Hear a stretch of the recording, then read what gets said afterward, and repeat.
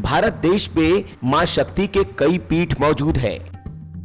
माता वैष्णो देवी से लेकर ज्वाला माता तक 51 शक्तिपीठ तो प्रसिद्ध है ही, साथ ही देश भर में कई ऐसे शक्तिपीठ मौजूद है जिनकी अपनी विशेषता है।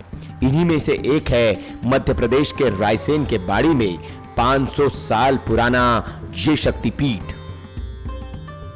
विंध्याचल पर्वत श्रेणी की तलहटी में बाड़ी नगर में मौजूद ये शक्तिपीठ मां हिंगलाज का है, जो हिंदू मुस्लिम सद्भावना की एक मिसाल भी है।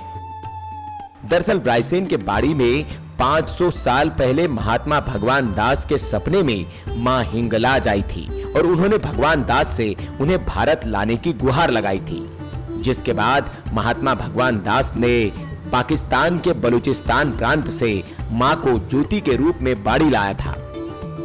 उस समय ये बाड़ी खाकी राम जानकी अखाड़े के नाम से जानी जाती थी। वहां पर सिर्फ तपस्वी साधु संत ही पहुंच सकते थे।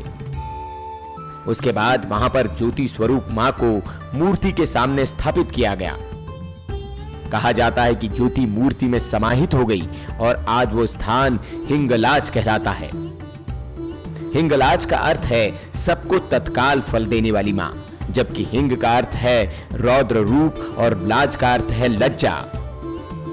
कथा के मुताबिक शिव के सीने पर पैर रखकर मां शक्ति लज्जित हुई, इसलिए रौद्र और लज्जा से मां का नाम हिंगलाज पड़ा।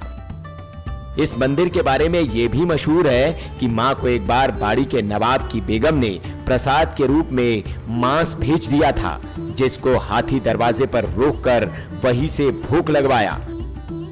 लेकिन ये मांस मिष्ठान्न में परिवर्तित हो गया था। तब बेगम ने मां के चमत्कार से प्रभावित होकर मंदिर के आसपास 65 एकड़ जमीन दान दी थी। यहां मध्य प्रदेश के अलावा देश के दूसरे इलाकों से भी भक्त मां के दर्शन के लिए पहुंचते हैं। वायरल कीड़ा न्यूज।